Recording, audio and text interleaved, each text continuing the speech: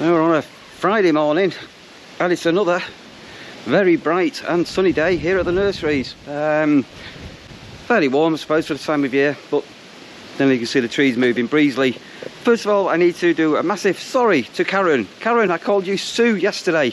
I will show off your little gift properly on my own in a minute. Yeah, I couldn't believe I called you Sue, but I keep telling people I am absolutely rubbish on names. So I'm preparing for some arrivals today for the weekend, and I'm going to back in the cottage. We've got a couple of TVs sort of ready to install, and I had a quick look yesterday, and you've got to register them via email and all that malarkey, so that's going to take bloody forever.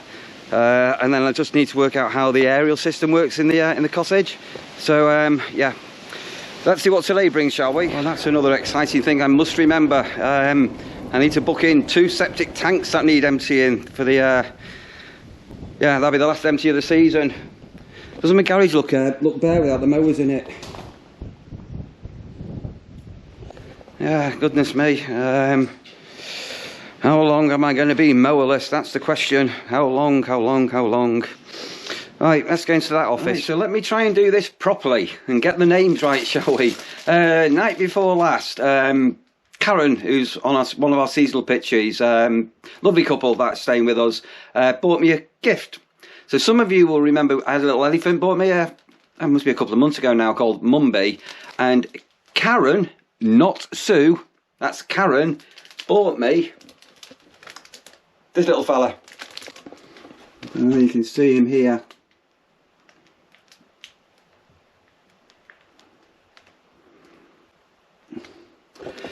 So he is currently residing on my desk next to, or with, so it's actually on my printer, not next to my desk, with Mumby the blue elephant. So let me just put him into place and put Mumby into there. So I've actually got 2 elephants to keep me company. So thank you, Karen, for that. Thanks ever so much. As yeah, completely unexpected. This cold is driving me a little bit nuts. I ended up again last night after work, watching the news, fell asleep, woke up absolutely wringing wet with a really bad headache.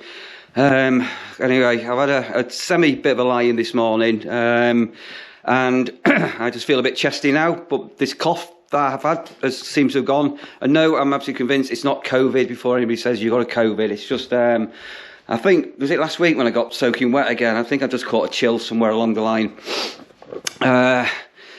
Right, I've got my tags ready, so I've got a couple on today, including Killer Dave's back with his better half, and they're celebrating their wedding anniversary, so it'll be good to see them. So we'll get them on today, and then I need to start doing a little shopping list, because I need to get some keys cut, and I need to pick up some bits and bobs potentially from B&Q for the cottage, so I need to start doing that, and I need to get in my caravan for some aerial wire. I've got some aerial coax in my van somewhere. Looking at the rear of the property again. What another beautiful day. Gorgeous, isn't it? So fortunately, I have got in my caravan some spare bits and bobs for TV aerials that I've kept over the years. So all being well, we can get this plugged in, and then we'll have a nosy at how this aerial system works. I have got a hunch that there's going to be some kind of an amplifier in a cupboard where they all plug into, and then plugs into an aerial in the attic, but I might be wrong. Right, so there's an old saying, everything but the kitchen sink. So to cut a long story short, I'm trying to work out the these televisions, how they all connect up to an aerial in the attic here, and everything but the kitchen sink up in the attic, not one, but I've got 2 kitchen sinks. And I've got no idea what that's about. Anyway, we've got the master bedroom TV working and one downstairs working, and we're just going to pull up a couple of wires that aren't needed, so I need to get up into the attic. So I'm tracing that blue wire over, and there should be, if I can get to that chimney breast, there should be a coax, so I'm just going to obviously be careful that I don't end up crashing through the ceiling. Yeah, and back up in the attic, wish me luck. So basically that's not needed, and that's coming down to here, and we're just trying to find that one to here. Right, I think we've got this bit, but I have got a problem with another television. Right, so just trying to work out how all of this wiring malarkey all works, and sort of getting there, and sort of got there. So we have got that TV up and running. That's working on free view, VIEW. People get mixed up between free view and free sat. And dinky dinky dink, we've got that television all working. That's connected up as a smart TV and on free view. But that TV is free sat compatible as well as free view. And then the big question mark, then the problem we've got, well, it's not a problem, I've got to work around, is this TV has got a standard, allegedly, coax aerial on it, which isn't working. But I have a hunch that that plug is wrong, because down here is a sat box. And my hunch is that's had a Sky set up here, a Sky box or a free sat system, not a free view system. So it's a bit of a problem with the other way to that. It starts to run down internal cables and everything else, which is not really a good thing. It's going to be a bit messy to do that. So what I think I'm going to do is just order an internal aerial. And all being well, fingers crossed, at about 20 quid, something like that, that'll work. All being well. What do you think? Questions. Anyway, progress. Right. Slow and steady progress. I think that's the word I'm looking for. I've got about half a dozen keys I need to go and get cut. So I'm just now waiting for one final check-in to come. And I'm hoping, please don't let them be a 6 o'clocker. I'm hoping that they're going to be here early, so I can whip into Sutton-on-Sea to get these keys cut and to pick up another couple of bits and bobs. A lot of the other stuff that I need to order, I'm going to order from Amazon, I think. Apart from a strip of beading, which I need, but I'm going to have to go to town to pick that up. Right, let me get my list done and think about grabbing something to eat. It's dinner time, Russia. Dinner time. What are we going to have for dinner? What do you want for your dinner? Your biscuit. Let's have a look. Let's have a look. I can't remember whether I've got a pasty left, or we might have a ham sandwich. The wind really getting up. Ooh.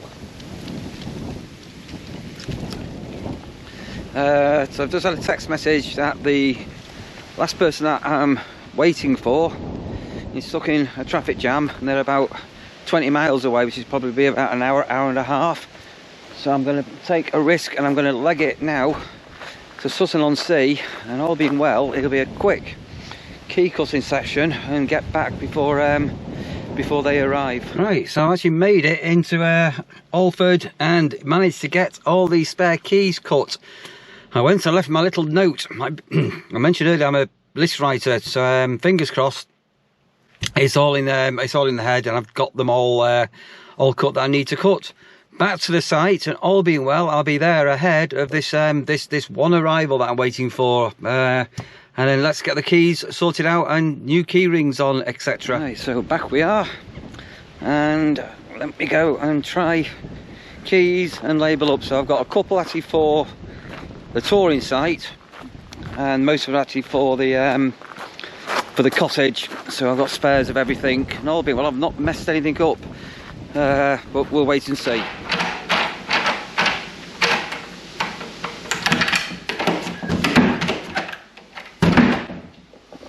Right, okay, so those two are actually for the laundry room for a reason, which I won't go into, are definitely working. So I'm going to go and put them onto a key fob in my office, and then into the cottage to check everything's working, what I've got cut there. It's gone grey.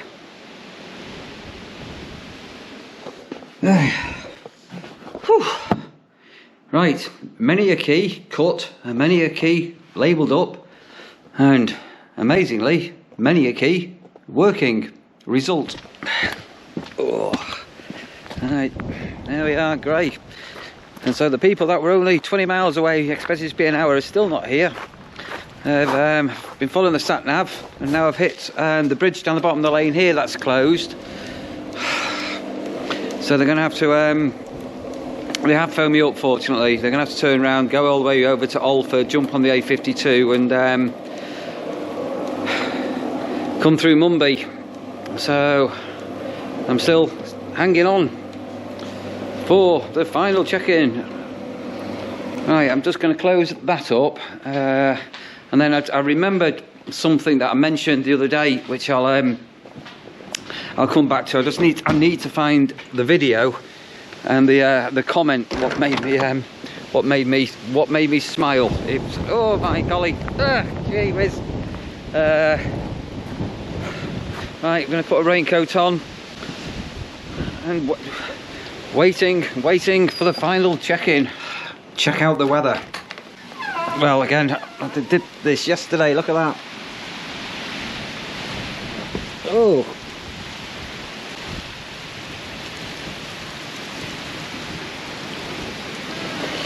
Ooh.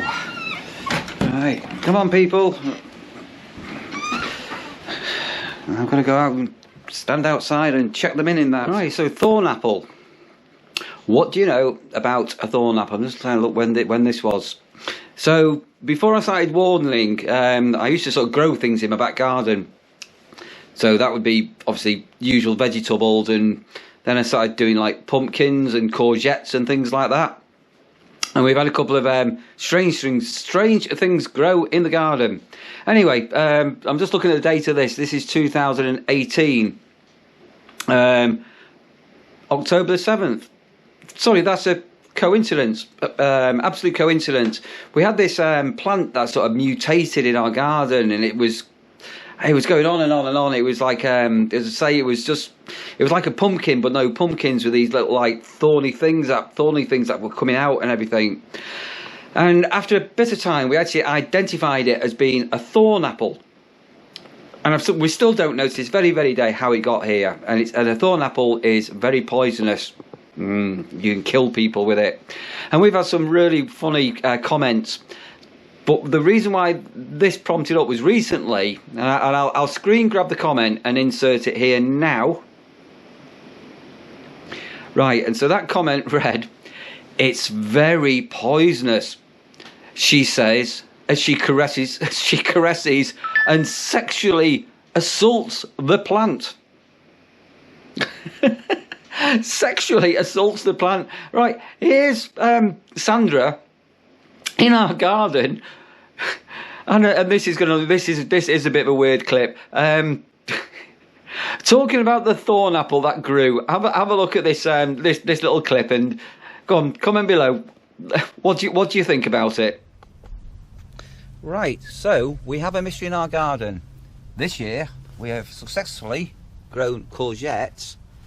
And in September, this thing started to grow in the back garden, and it has developed these, I don't know, fruits, which apparently are poisonous and hallucinogenic. That's the flower. So what have you got here, Sandra? That's the flower, but apparently they only open at night time, so the other name is moonflower. Moonflower? Mm. And do we have any idea what this thing is? Yeah, it's a thorn apple. Thorn apple? Or a kind of datura.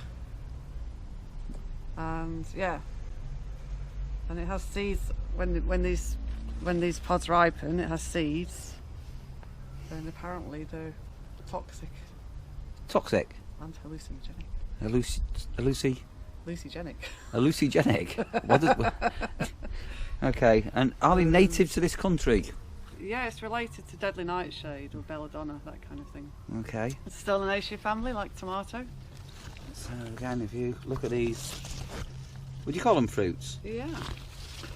Um, Apparently it's also quite rare. Okay. So, yeah, I've never seen one in the flesh before. So there we are on those. And say this is the sort of width of them. So let's just have a crawl around. What I'll do is I'll get a, don't set out 50p there. And just to give some idea of size of these fruits, let's try and find one. Oh, over. Yeah. There's one there. Yeah, I mean this is a very, There's one yeah, right there's one there. So there's one growing in relation size to a 50p.